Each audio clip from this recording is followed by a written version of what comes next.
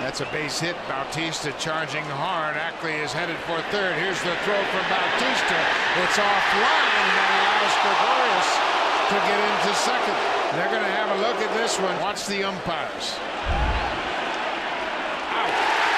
Bautista uncorked one of the strongest throws he's thrown since April. Sometimes you have to go for it, and I think that time you had to go for it.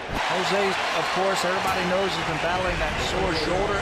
When I say go for it, you overthrow the cutoff man to try and get him there, and that, oh boy. Boy, what a tag by Donaldson. Watch his glove and how he goes to the base and puts the tag right in the foot of Ackley. Oh. There's a fly ball to right. Young tagging, Bautista setting up. Here's the throw to the plate.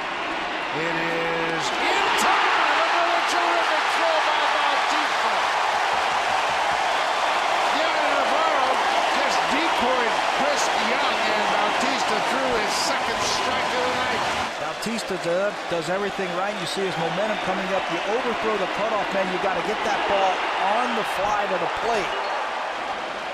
And Navarro does a good job of just standing there thinking like there's not a play, that he puts the tag on, and a huge double play for the Blue Jays.